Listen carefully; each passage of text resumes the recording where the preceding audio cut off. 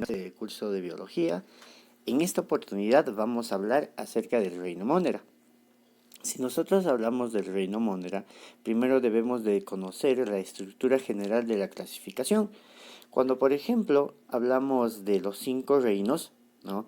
Hablaremos del reino Monera, del reino Protista, del reino Fungi, o también conocido como el reino de los hongos, las plantas y los animales. ¿Cómo se dieron esta clasificación y cuáles fueron las primeras? Si bien recordamos, el señor Aristóteles es el primero que inicia la clasificación dentro de un esquema basado solamente en plantas y animales, y posterior a ellos empieza pues una clasificación más exhaustiva determinando los hongos que pertenecen al reino del fungi, los protistas y los del reino Monera. Obvio, aquí también podemos hablar de las archiobacterias, ¿ya? O el reino Archaea. Si tenemos en cuenta, el proceso de clasificación de estos 5 reinos están basados en la estructura de las células eucariotas y las células procariotas. Cuando nosotros hablamos, por ejemplo, de células procariotas, estamos hablando de organismos unicelulares, de organismos que solamente están representados por una célula. Esta célula no contiene un núcleo diferenciado, carecen de carioteca, por ello se refiere y hablamos de procariotas.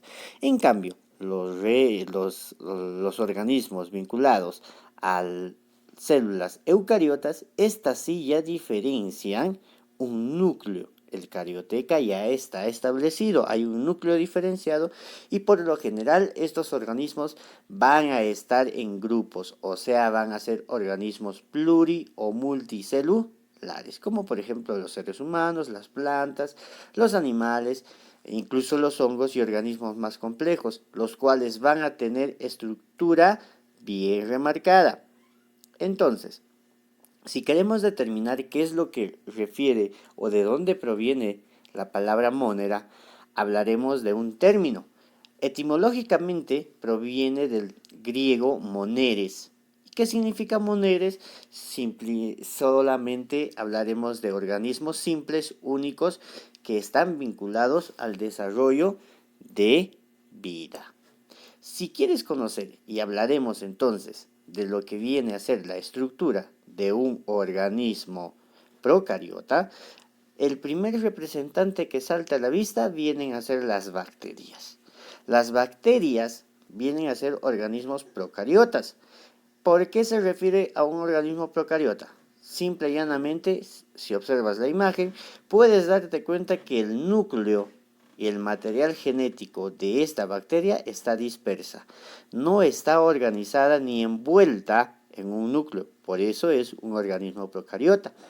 Así también vas a referir a que ésta posee una cápside, y es la recubierta anaranjada, que va a cubrir por completo a esta bacteria o a este organismo.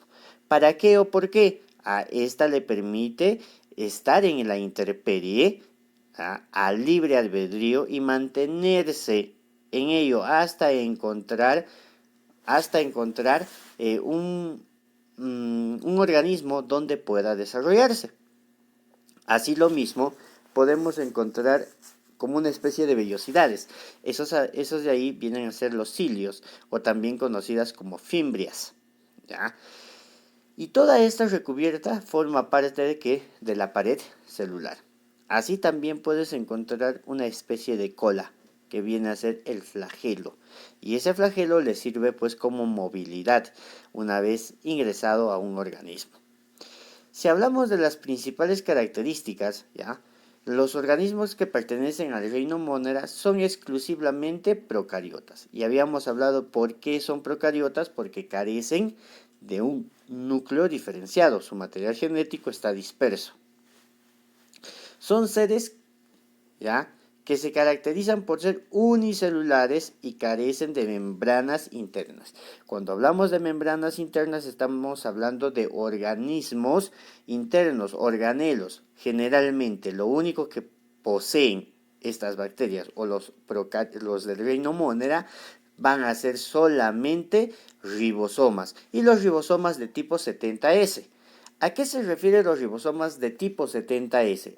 Es la capacidad de acción y campo de visualización mediante un microscopio. Ahora, también se tiene que las móneras se están divididos en dos grupos, las cianobacterias, ¿ya?, o bacterias azul verdosas, y las bacterias. Mira, cianobacterias o bacterias azul verdosas y las bacterias propiamente dichas. ¿Estas a qué se referencian? Recuerda, las cianobacterias, por ser organismos unicelulares, tienen un proceso muy importante. Algunas realizan fotosíntesis, algunas quimiosíntesis. Ojo, y es mediante por el cual obtienen sus propios alimentos. Estas son dos actividades de metabolismo muy importantes para las bacterias. Las cianobacterias verdes azules, por ejemplo, o azul verdosas, se encuentran generalmente en el mar. Entonces, si determinamos ello,